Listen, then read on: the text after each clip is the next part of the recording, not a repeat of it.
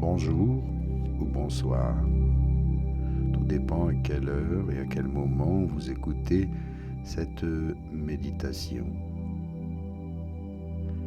En ouvrant le troisième œil, nous élargissons notre champ de conscience et ainsi nous pouvons voyager dans d'autres dimensions. Et avant de commencer cette méditation, pensez à vous abonner, à activer la petite cloche pour être au courant de toutes nouvelles vidéos.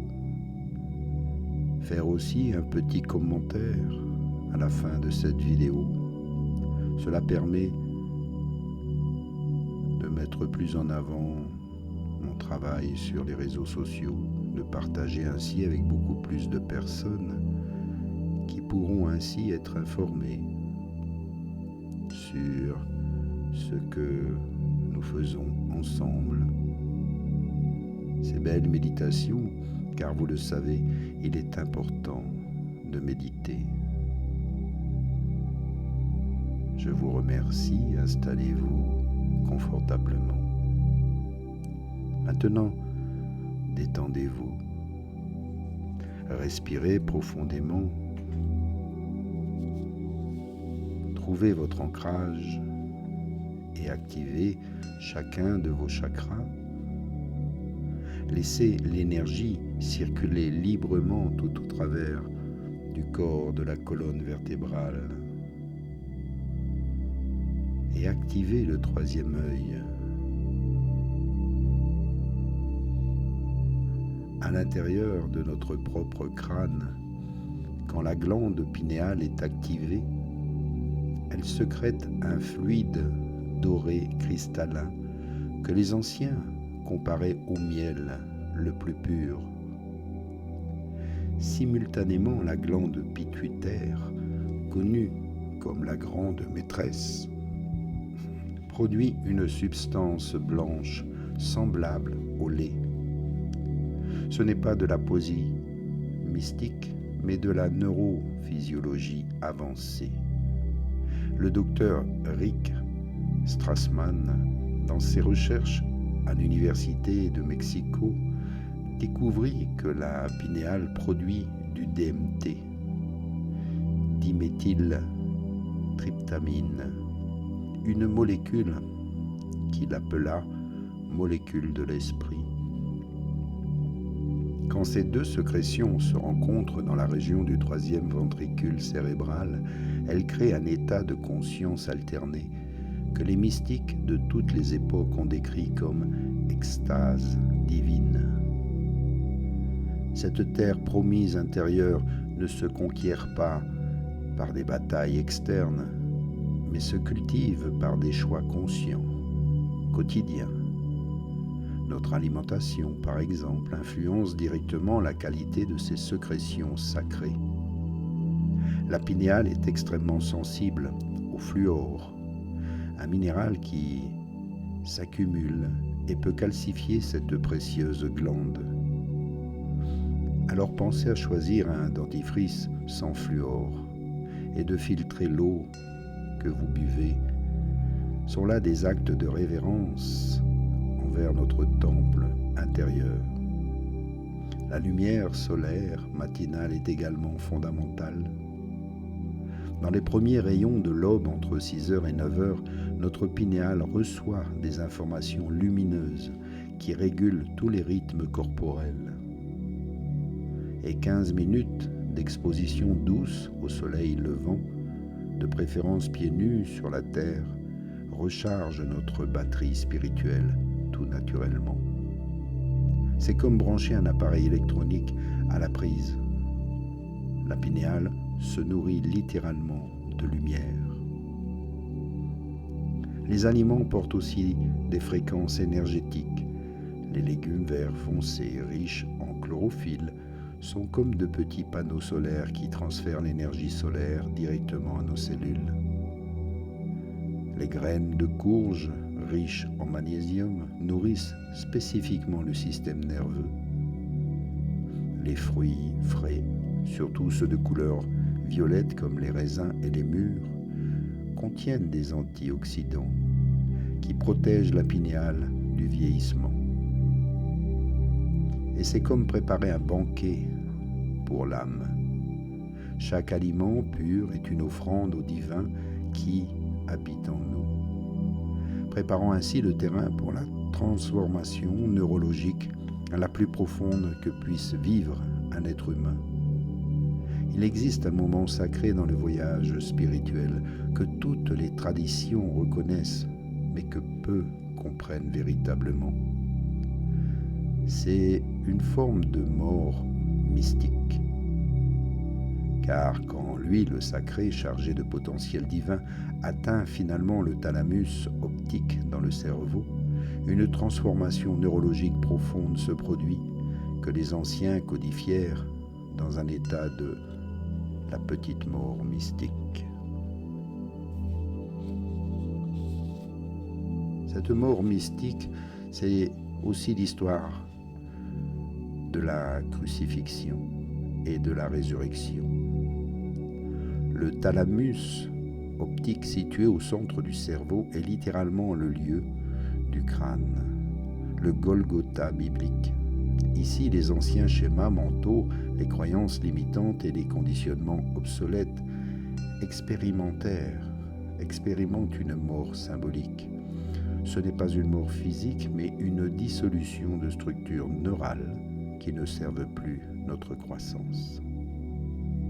C'est un processus que les neuroscientifiques commencent à comprendre par la neuroplasticité, la capacité du cerveau à se réorganiser et créer de nouvelles connexions.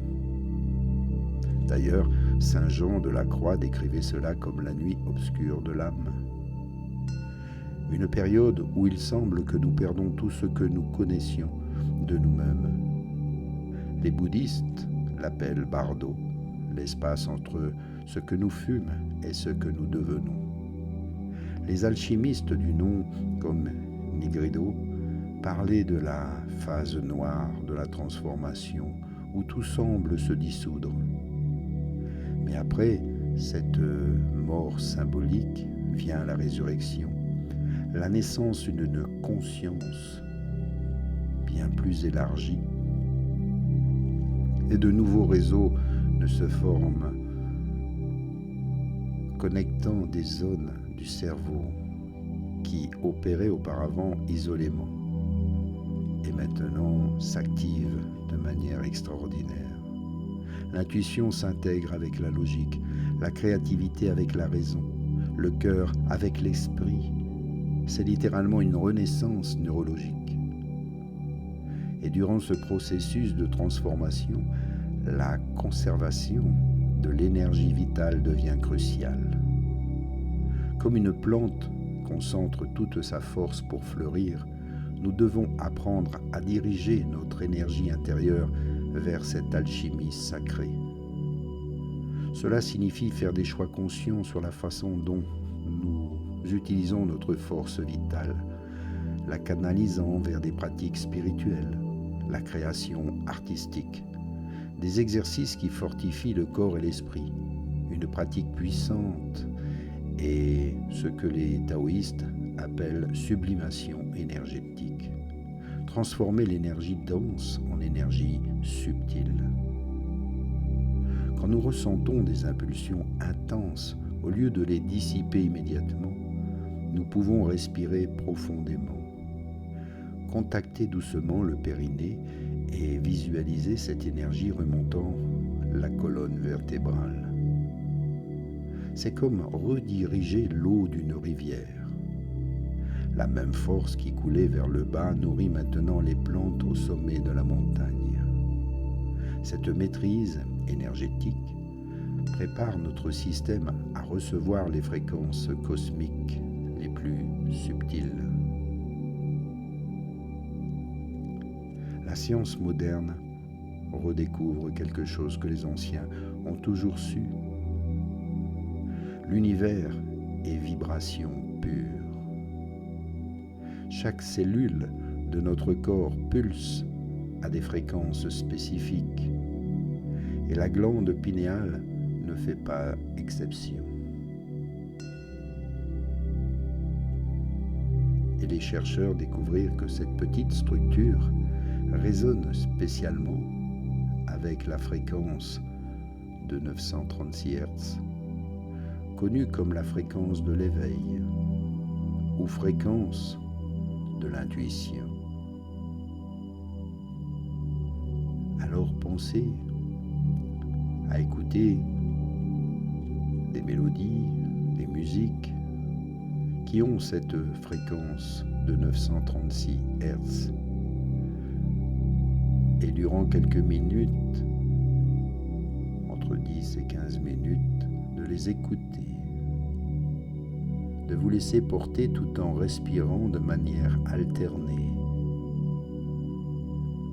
de préférence à l'aube le matin, entre 6 et 9 heures, en profitant des premiers rayons du soleil, et même si le soleil n'est pas visible, au travers des nuages vous percevez sa chaleur, son énergie. Prenez-en ici conscience et travaillez en activant cette glande pinéale. Ouvrez le troisième œil durant quelques minutes chaque jour.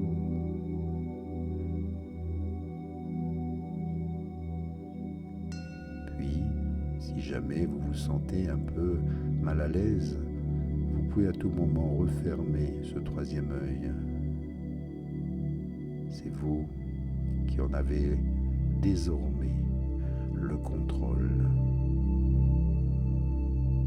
Prenez-en conscience, ici maintenant. Inspire et expire.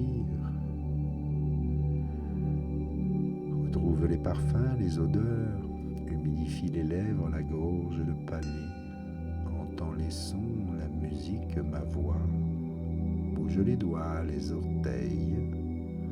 Bouge la tête. Un petit bâillement, un étirement pour revenir ici et maintenant.